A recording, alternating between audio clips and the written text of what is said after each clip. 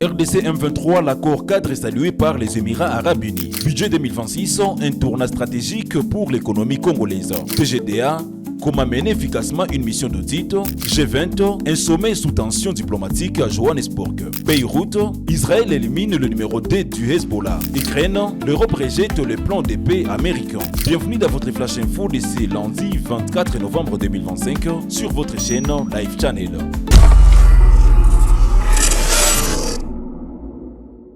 À Kinshasa, la visite du ministre d'État des Émirats Arabes Unis renforce une coopération déjà solide entre les EAU et la République démocratique du Congo. Selon la déclaration conjointe publiée le 20 novembre 2025, les deux pays réaffirment un partenariat stratégique axé sur la sécurité régionale, la stabilité et la résolution des conflits en Afrique. Les Émirats saluent également la présidence congolaise de la CIRGL, considérée comme un mandat crucial pour l'avenir des Grands Lacs.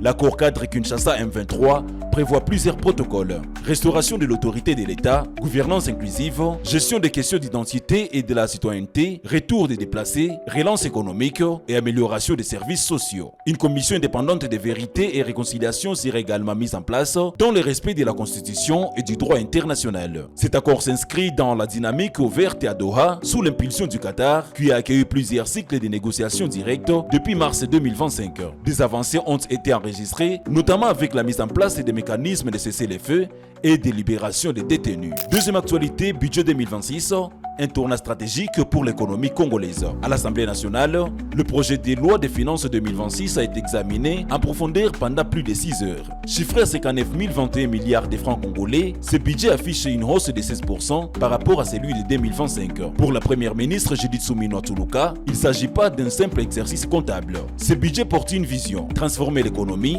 moderniser les infrastructures et renforcer les services publics essentiels.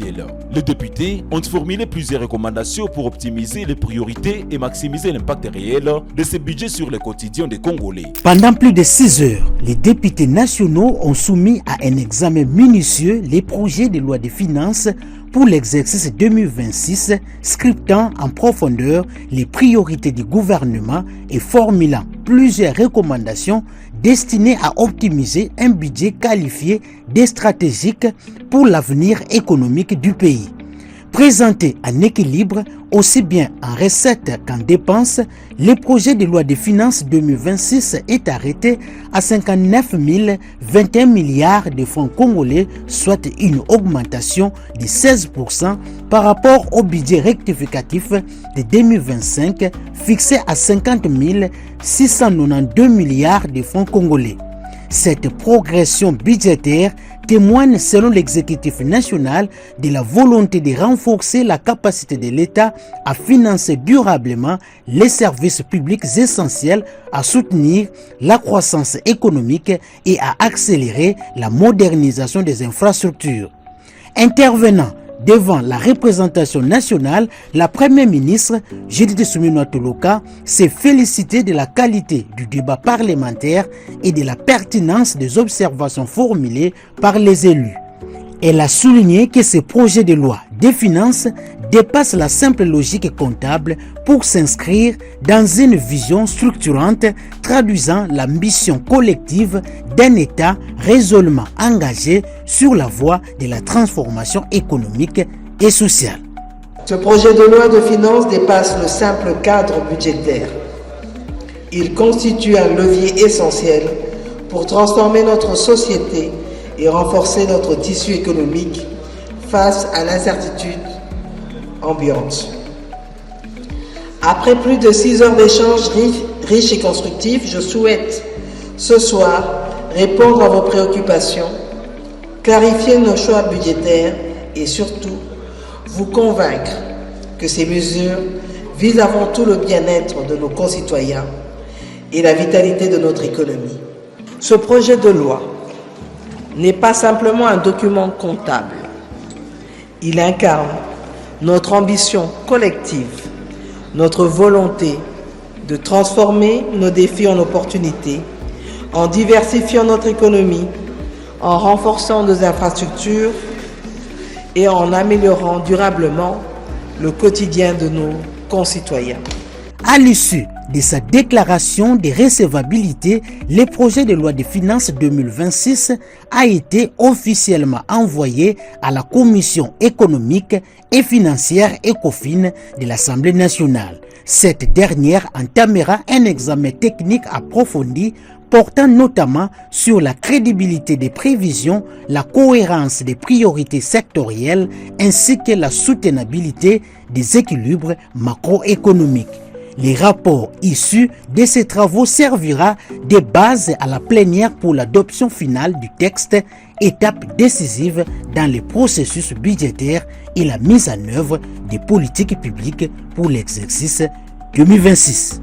Troisième actualité, DGDA, comment mener efficacement une mission d'audit. À Kinshasa, les 20 et 21 novembre 2025, les auditeurs internes de la DGDA ont été réunis pour un atelier stratégique. Thème, comment conduire efficacement une mission d'audit et à rendre compte. Ces travaux, ouverts par le directeur général Bernard Kabezi Moussamou, visent à doter les auditeurs d'outils méthodologiques plus rigoureux pour renforcer la qualité des contrôles au sein de la DGDA. Organiser ce mécanisme de renforcement des capacités à l'intention des auditeurs. Et comme vous l'avez dit, le thème général qui a été retenu, c'est comment mener à bien une mission d'audit et rendre compte. Dans le concept rendre compte, il y a toute cette notion de redevabilité. N'est-ce pas? Lorsque nous sommes un service public, tout ce que nous faisons comme travail, au bout du cycle, le travail que nous faisons, nous devons rendre compte. Et donc en interne également, la démarche d'aujourd'hui en lançant cet atelier, c'est de pouvoir permettre aux auditeurs, avec les outils et techniques d'audit qui existent, de renforcer davantage leurs capacités et de les aider à accompagner l'administration à être davantage plus performante. Quatrième actualité, G20, un sommet sous tension diplomatique à Johannesburg. Le sommet du G20 s'est achevé à Johannesburg sans passation officielle des États-Unis, le prochain pays hôte. Le président Donald Trump ne s'est pas rendu à la rencontre, tout comme Xi Jinping ou Vladimir Poutine. Washington a confirmé que le sommet 2026 se tiendra au club de golf de Trump à Doral, en Floride. Malgré ses absences et des divergences marquées, les dirigeants présents ont adopté une déclaration de 112 points appelant à renforcer la lutte contre les changements climatiques et à renforcer les systèmes financiers internationaux pour aider les pays les plus endettés. Cinquième actualité, Beyrouth, Israël élimine le numéro 2 du Hezbollah. Une frappe israélienne a tué Ali Tabatabai, numéro 2 du Hezbollah et ancien chef de l'unité Radouane. L'attaque, menée dans la Bélue Sud, a fait 5 morts et plusieurs blessés. Le Hezbollah confirme la mort de son haut commandant et évoque une possible escalade. Du côté israélien, le ministre de la Défense promet de continuer à neutraliser ce qu'il considère comme des menaces directes contre la sécurité du pays.